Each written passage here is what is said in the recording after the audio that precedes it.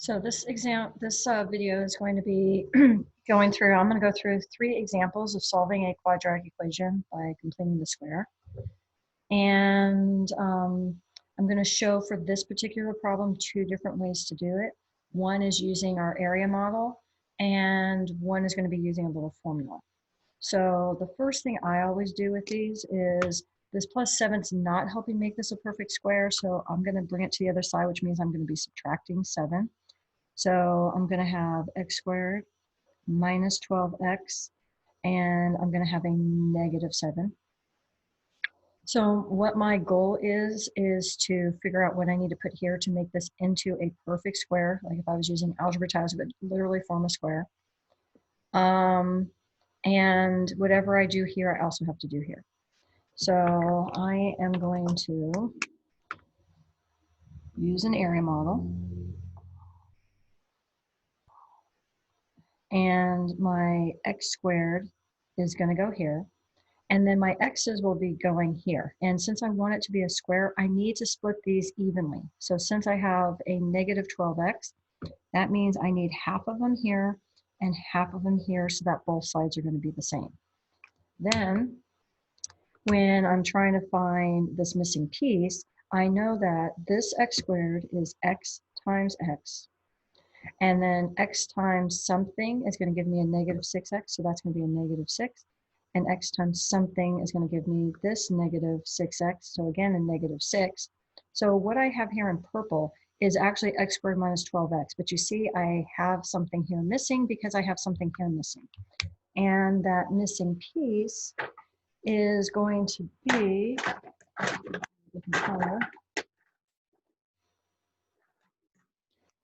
that missing piece is going to be negative 6 times negative 6, which is 36.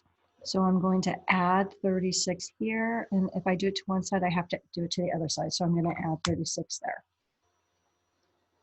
So now I am going to write it as a square, and here you can physically see this is x minus 6, x minus 6. So that means that I can rewrite this as x minus 6 squared, because again, that is the same as x squared minus 12x plus 36. Here's my x squared minus 12x plus 36. This is the area as a sum, which is the inside, back from integrated 1. And this outside, x minus 6 times x minus 6, or x minus 6 squared, is the area as a product. So this and this are equivalent. This is the square of this. If I was to write this as a square, this is what I would get. And now I'm going to do the math on the other side. And so I'm going to end up getting a 29. And now these were like the perfect square problems that we first were learning about. So I'm going to undo this by square rooting both sides. So when I square root this side, I get an x minus 6. And when I square root this side, I get a positive and a negative every time I'm taking the square root of something. Square root of 29. Now, the square root of 29 is not nice. It's not a perfect square. And since 29 is prime, there's no way to simplify this, okay, besides putting it in a calculator and getting a decimal. So I'm going to leave it like this. Now, I need to get my x by itself, so I'm going to add the 6. So I'm going to have x is equal to 6 plus or minus root 29. And that is going to be my answer. Okay. Now, I'm going to do the same problem, but instead of drawing the box, I'm going to be using a little formula. And that little formula is you take your b, and just so you understand, when I'm talking about b, I mean ax squared plus bx plus c equals 0. Whatever's in front of your x is your b, okay? So when I'm trying to figure out what I am adding to both sides, I'm going to take my b and split it in half and then square it. And you can see that's what I literally did over here. I took my negative 12, I took half of negative 12, which is negative 6. That's how I split it. And then here I did negative 6 times negative 6, or really negative 6 squared, and I got my 36.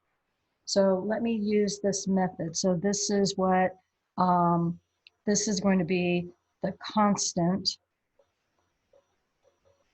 for your perfect square. okay? So if I'm doing this problem, let me rewrite it. X squared minus 12x. And again, I'm going to have that 7 go to the other side. So I'm going to put equal -7, so it's on the other side. And then my b, this is my b, that -12, okay?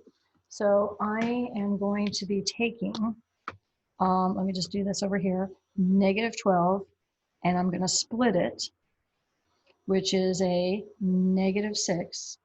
And then I'm going to take that -6 and I'm going to square it, which is a 36. And that's what I'm going to add here and here. And again, you can see it's the same number I got over here.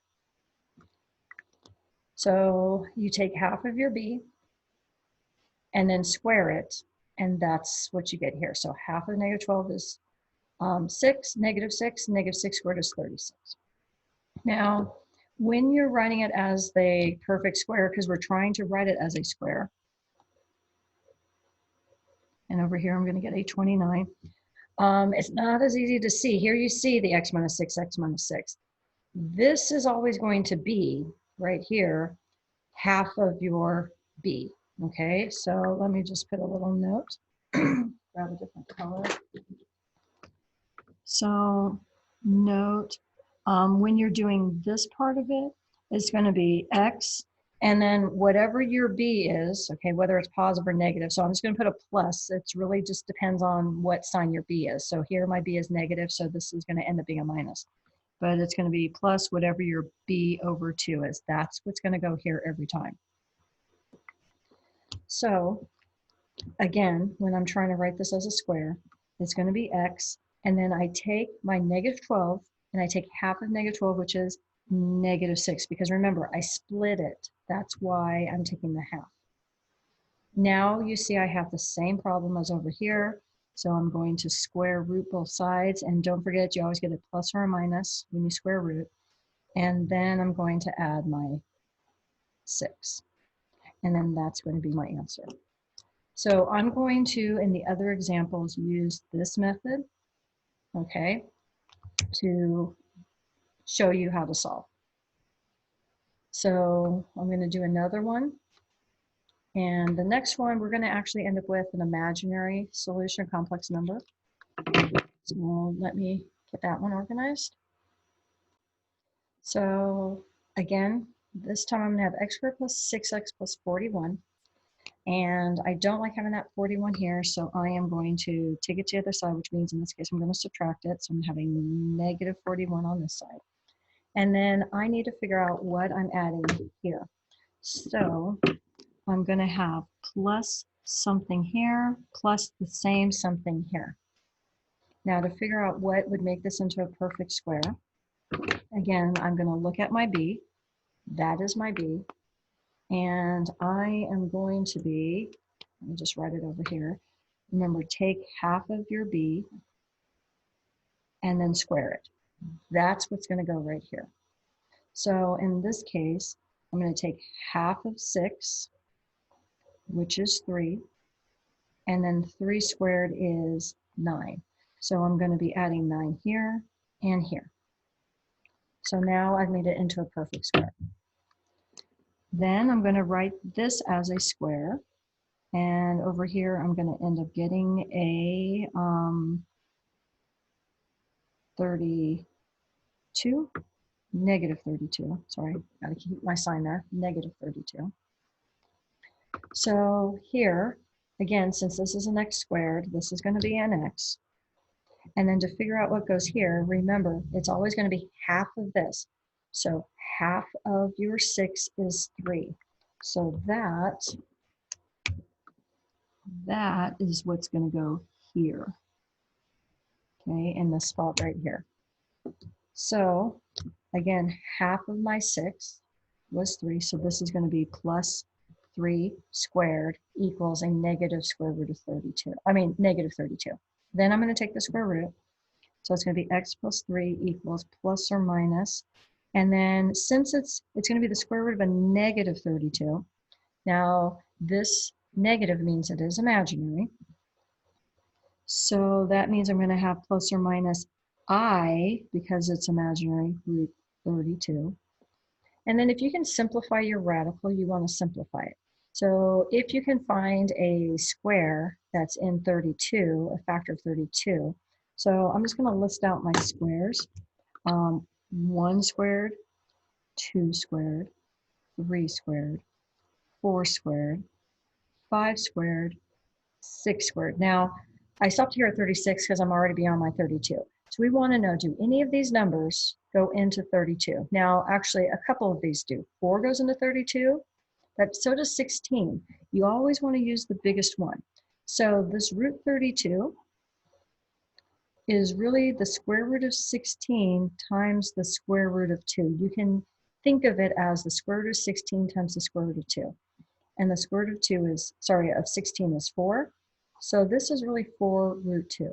So I can rewrite this x plus 3 equals plus or minus, and again, my root 32 is really a 4 root 2. So it's going to be, because of the I, a 4i root 2. And then I'm going to minus the 3, so I get a negative 3 plus or minus 4i root 2. And that's going to be our answer. Now, this one had a couple of situations. You had an imaginary answer here because you had a negative underneath the square root. And then we could simplify the square root.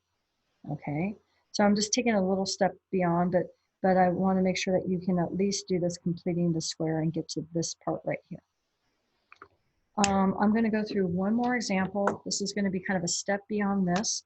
This is going to be one where maybe I have a number in front of my x squared. We do not like to do it with a number in front of our x squared, so we're going to get rid of that number, which sometimes might mean we end up with fractions or decimals or things like that. So let me go through a problem like that. Okay, so let's say we have a 2x squared minus 3x minus 11. Okay, so on this, I'm going to divide everything by 2 because I do not want a 2 here. So this is going to be x squared, and I'm going to leave this as a fraction. Minus 3 halves x minus 11 halves is equal to 0. Okay. Now what I'm going to do is I'm going to bring this minus 11 halves to this side, so I'm going to add it.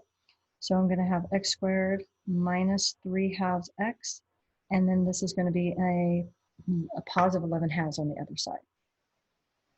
Now I need to figure out what I'm going to be adding to make this a perfect square, and it's going to be the same thing I put over here. So I need to look at my b. This is my b. So my b, I'm going to take half of my b, and then I'm going to square it. Now, this is a fraction, so I'm taking half of a negative 3 halves. Now, what happens is when I take half of a fraction, the 2 is going to, from the 1/2, it's going to multiply with whatever is on bottom. So I'm going to get a negative 3/4, okay? So again, if I'm taking half of this, I'm really just doubling the bottom is what's going to end up happening. But here you can see I'm taking half of it. These multiply, give me a negative 3. These give me a 4. Then I'm going to take that negative 3/4 and I'm going to square it, which is going to give me a 9/16. That's what I'm going to put here, 9/16, 9/16. So this is kind of like the worst case scenario right here, okay? Had a number in front, had an odd number here, which means when I take half of it, I got a fraction, and I actually had to take half of that, which gave me, well, still more fraction, right? Okay, so now I'm going to write this as a square, and as yucky as this looks, remember, it's going to be x, and it's always going to be x plus whatever half of your b is. That's what you're going to have. So half of my b was my negative 3/4. So this is going to be a negative 3/4 is equal to, and over here, I'm just going to get a common denominator here. So this is 16ths, this is 2. I'm going to add, I'm going to multiply both top and bottom by 8.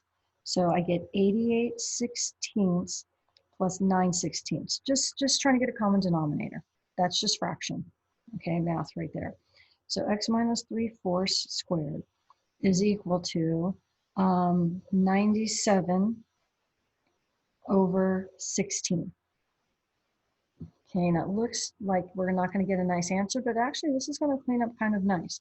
So I take the square root of this, which is an x minus 3/4. I take the square root of this, which is going to give me a plus or minus. And whenever you have a fraction that you're square rooting, you can take the square root of the top and you can take the square root of the bottom. Well, the square root of the top is not going to be nice. The square root of the bottom is just a 4. And now you'll notice both of these are fourths. So when I write my answer, I'm going to add 3/4 over here, but since they're both fourths, I can write it as a single fraction over 4. And so again, I was adding the 3/4, so I'm going to have 3 plus or minus root 97 over 4. And you can see this is the type of answer we get with the quadratic formula, right? So hopefully you find this helpful for completing the square.